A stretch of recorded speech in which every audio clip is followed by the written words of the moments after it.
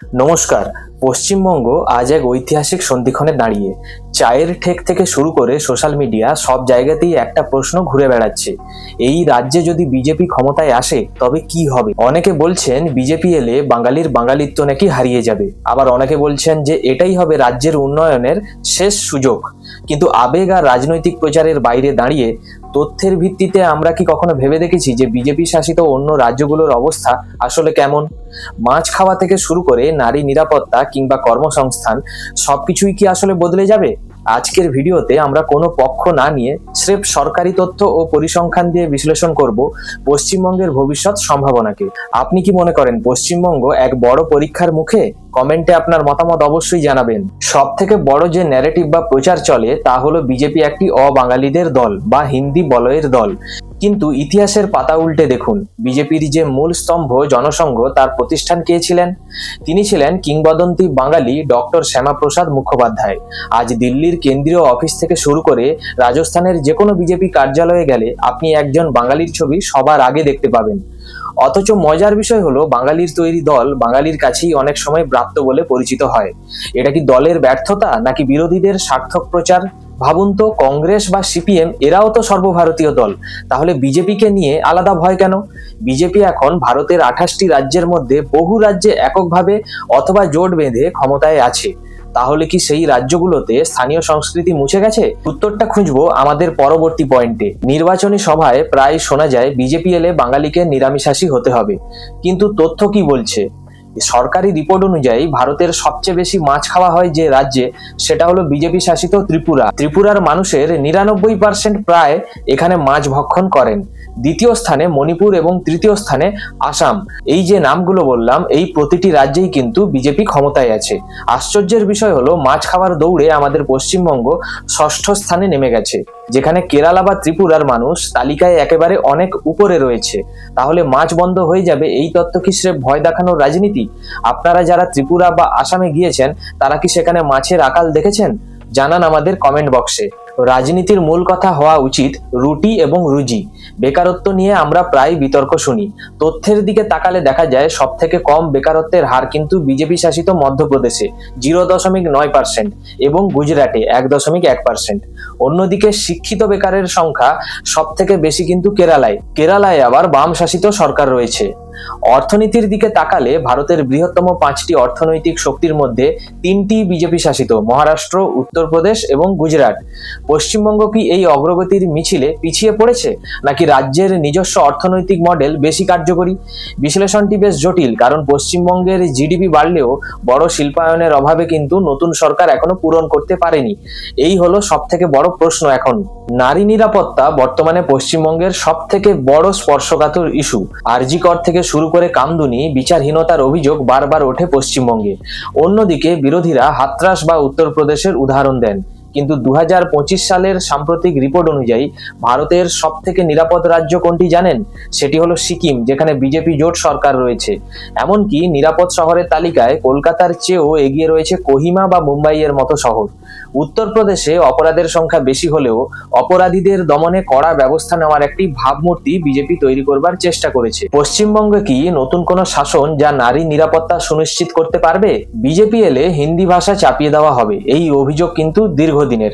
কিন্তু নরেন্দ্র মোদী নিজে গুজরাটি, তিনি কি গুজরাটি ভাষা চাপিয়ে দিয়েছেন? ভারতের ইতিহাসে হিন্দি আগ্রাসনের বিরুদ্ধে সব থেকে বড় আন্দোলন হয়েছিল জওহরলাল নেহরুর সময়।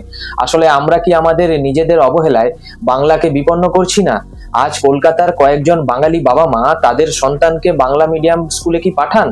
ভাষা রক্ষার দায় যতটা রাজনীতির, তার চেয়ে বেশি কি আমাদের নিজেদের নয়? আজকের বাংলার সব থেকে বড় ট্র্যাজেডি বা করুণ দৃশ্যটা কোথায় গেলে দেখা যায় জানেন? কোনো রাজনৈতিক সভায় নয়, বরং শিয়ালদা বা হাওড়া স্টেশনের প্ল্যাটফর্মে, যেখানে গেলেই আপনি দেখবেন হাজার হাজার যুবক, কারোর চোখে জল, কারোর মুখে ক্লান্তি। তারা পাড়ি দিচ্ছে চেন্নাই, কেরালা, বেঙ্গালুরু বা সুরাটে। প্রশ্নটা খুব সহজ, কিন্তু উত্তরটা খুব যন্ত্রণার। কেন আমাদের রাজ্যের সোনার টুকরো ছেলেদের ভিন রাজ্যে গিয়ে রাজমিস্ত্রি, সিকিউরিটি গার্ড বা শ্রমিকের মতো কাজ করতে হচ্ছে? কারণ আমাদের এখানে সেই শিল্প নেই যা তাদের স্বপ্ন পূরণ করতে পারত। আমরা যদি বিজেপি শাসিত রাজ্যগুলোর দিকে তাকাই, তবে পরিসংখ্যান এক চমকপ্রমোদ সত্য তুলে ধরে। মহারাষ্ট্র, গুজরাট এবং বর্তমানে উত্তরপ্রদেশ ভারতের জিডিপির ইঞ্জিন হয়ে দাঁড়িয়েছে। গুজরাটে গিফট সিটি বা উত্তরপ্রদেশের নয়ডা ফিল্ম সিটি এবং ইন্ডাস্ট্রিয়াল করিডোরগুলো আজ বিনিয়োগের স্বর্গরাজ্য। এই রাজ্যগুলো বিনিয়োগ আকর্ষণে আমাদের পশ্চিমবঙ্গের থেকে কিন্তু কয়েক গুণ এগিয়ে। কিন্তু মুদ্রার উল্টো পিঠটাও কি আমরা দেখেছি? বিজেপি শাসিত রাজ্যগুলোতে কি সবাই খুব সুখে আছে? মোটেও না। সেখানেও কিন্তু কৃষকদের ক্ষোভ আছে, সেখানেও জাতপাতের রাজনীতি বা সামাজিক বৈষম্য রয়েছে। রাজস্থান বা মধ্যপ্রদেশেও সাধারণ মানুষের জীবন সংগ্রাম কি শেষ হয়ে গেছে? না, হয়নি। তাহলে পার্থক্যটা কোথায়? পার্থক্য হলো ইকোনমিক মাইন্ডসেট। বিজেপি যদি বাংলায় ক্ষমতায় আসে, তবে কি সিঙ্গুর বা নন্দীগ্রামে সেই হারিয়ে যাওয়া কারখানার সাইরেন আবার বাজবে? টাটা বা আম্বানিদের মতো কর্পোরেট জায়েন্টরা কি বাংলায় লাইন দেবে? বিজেপি তো দাবি করছে তারা এলে ডাবল ইঞ্জিন সরকার বাংলাকে শিল্পে ভাসিয়ে দেবে, কিন্তু এখানে একটা বড় আশঙ্কাও আছে। বাঙালি সংস্কৃতি চিরকালই পুঁজিবাদ বা কর্পোরেট দাপটের বিরুদ্ধে কথা বলেছে। বিজেপি এলে কি বাংলার সেই নিজস্বতা, সেই যে কুটির শিল্প বা ছোট দোকানদারদের স্বার্থ কি কর্পোরেটদের হাতে বলি হবে? বড় বড় শপিং মলের নিচে কি হারিয়ে যাবে আমাদের পাড়ার মুদিখানা? আপনার কি মনে হয়, আমাদের কি তথাকথিত উন্নয়ন এবং কর্পোরেট ইনভেস্টমেন্ট বেশি দরকার, নাকি আমাদের এই বর্তমান শান্ত কিন্তু থমকে যাওয়া ব্যবস্থাই ঠিক আছে? আপনি কি চান আপনাদের পরিবারের কেউ কাজের জন্য ভিন রাজ্যে যাক?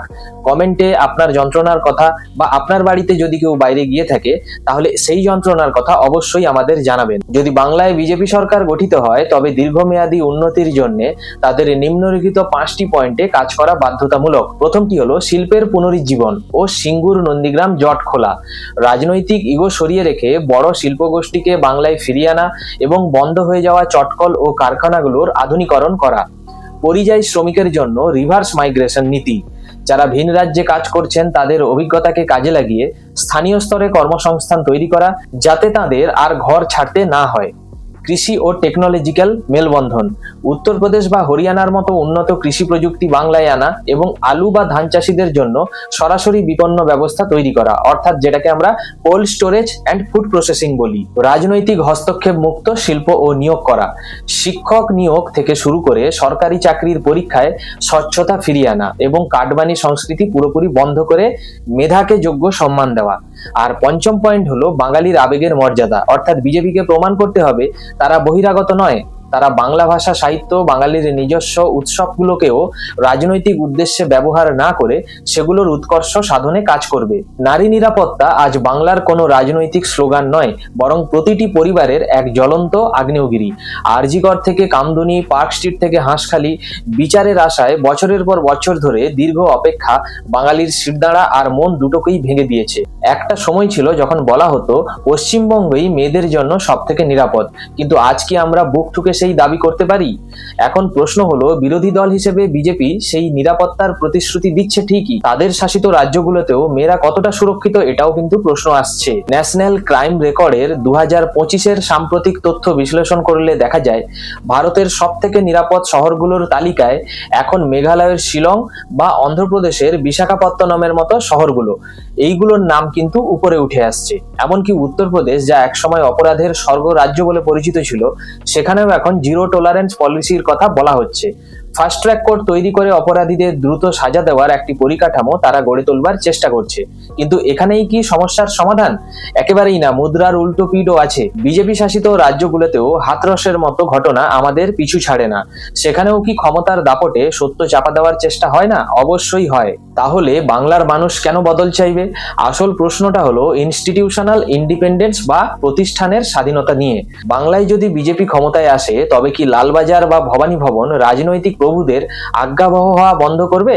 পুলিশ কি উর্দির সম্মান রেখে নিরপেক্ষ তদন্ত করতে পারবে, নাকি স্রেফ ঝান্ডার রংটা বদলে যাবে আর ব্যবস্থাটা একই থাকবে? বিজেপির সামনে সব থেকে বড় চ্যালেঞ্জ হবে, ক্ষমতায় এলে তারা কি রাজধর্ম পালন করতে পারবে? তারা কি এমন একটা বাংলা গড়তে পারবে যেখানে রাত 12টার পর কোনো মেয়েকে বাড়ি ফেরার সময় কোনো ফোনে বা কারোর কাছে আতঙ্কিত হয়ে থাকতে হবে না। আপনার কি মনে হয় শুধু সরকার বদলালেই কি মেয়েদের ওপর অত্যাচার কমবে, নাকি আমাদের বিচার ব্যবস্থা এবং পুলিশের মানসিকতায় আমূল পরিবর্তন দরকার? আপনার এলাকায় মা বোনেরা কি আজ নিশ্চিন্তে রাস্তায় বেরোতে পারছেন? আপনার অভিজ্ঞতা আমাদের কমেন্টে অবশ্যই জানাবেন। যদি বিজেপি বাংলায় সরকার গড়ে, তবে নারী নিরাপত্তা সুনিশ্চিত করতে তাদের এই পদক্ষেপগুলো নেওয়া অত্যন্ত জরুরি। থানাগুলোতে রাজনৈতিক নেতাদের তদারকি বন্ধ করে পুলিশকে স্বাধীনভাবে কাজ করবার ক্ষমতা দেওয়া এবং সাইবার ক্রাইম ও নারী নিগ্রহ দমনে স্পেশাল টাস্ক ফোর্স গঠন করা। সিসিটিভি ফুটেজ ও স্মার্ট নজরদারি। কলকাতা এবং পাশাপাশি গ্রামগুলোর প্রতিটি স্পর্শকাতর মোড়ে আধুনিক সিসিটিভি নেটওয়ার্ক এবং দ্রুত সাড়া প্রদানকারী রেসপন্স টিম তৈরি করা। ফাস্ট ট্র্যাক কোর্ট ও স্পিড ট্রায়াল। আরজি করের মতো স্পর্শকাতর মামলাগুলো যাতে বছরের পর বছর ঝুলে না থাকে, তার জন্য প্রতিটি জেলায় বিশেষ করে আদালত গঠন করা এবং 3 থেকে 6 মাসের মধ্যে বিচার প্রক্রিয়া শেষ করবার আইনি নিশ্চয়তা দেওয়া। শিক্ষা ও সচেতনতা। স্কুল কলেজের স্তর থেকেই সেলফ ডিফেন্স ট্রেনিং এবং জেন্ডার সেন্সিটাইজেশন প্রোগ্রাম বাধ্যতামূলক করা। এবং পঞ্চম হলো রাজনৈতিক ছত্রছায়া মুক্ত করা। অপরাধী যে দলেরই হোক না কেন, তাকে রাজনীতির প্রশ্রয় না দিয়ে কঠোরতম শাস্তি নিশ্চিত করতে হবে, যাতে শাসকদের মদত পাওয়ার সংস্কৃতি চিরস্তরে শেষ হয়ে যায়। এখন সব থেকে বড় প্রশ্ন, তর্কের খাতিরে যদি ধরেই নেই 2026-এ বিজেপি ক্ষমতায় এলো, তবে তাদের কাজটা কি খুব সহজ হবে?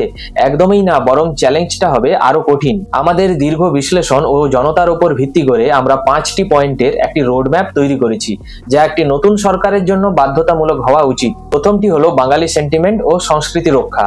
বিজেপিকে বুঝতে হবে বাংলা কোনো হিন্দি বলয়ের রাজ্য নয়। এখানে রাজনীতি চলে আবেগ আর সংস্কৃতির হাত ধরে। শুধু দিল্লি থেকে নির্দেশ পাঠালে হবে না, বাংলার মাটিতে থেকে শক্তিশালী নেতৃত্ব তুলে আনতে হবে। রবীন্দ্রনাথ ঠাকুর, নজরুল ইসলাম এবং বিবেকানন্দ বাঙালির এই শ্রেষ্ঠ সম্পদগুলোর ওপর কোনোভাবে কালচারাল ইম্পোজিশন বা অন্য সংস্কৃতি চাপিয়ে দেওয়ার চেষ্টা করলে তা হবে আত্মঘাতী। বাঙালিকে বিশ্বাস করাতে হবে যে তাদের পরিচয় সুরক্ষিত।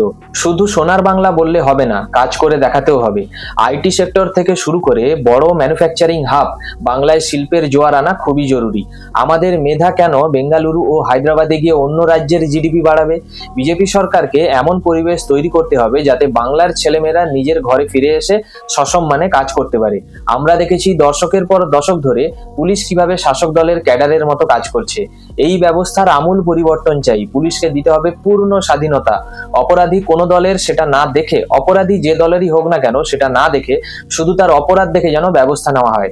জিরো টলারেন্স নীতি যদি শুধু কাগজের মধ্যে সীমাবদ্ধ থাকে, তবে কিন্তু বাঙালি মানুষের বিশ্বাস ফিরবে না। বাংলার একটা বড় অংশ সংখ্যালঘু সম্প্রদায়ের মানুষ। বিভাজনের রাজনীতি দিয়ে ভোট জেতা গেলেও রাজ্য চালানো কিন্তু সম্ভব নয়। বিজেপিকে প্রমাণ করতে হবে যে তাদের উন্নয়ন সবার জন্য। সংখ্যালঘু থেকে সংখ্যাগরিষ্ঠ সবাইকে সমান উন্নয়নের অংশীদার হতে হবে। সামাজিক সম্প্রীতি রক্ষা করা এবং সবার নিরাপত্তা সুনিশ্চিত করাই হবে তাদের ক্ষেত্রে এখন অ্যাসিড টেস্ট।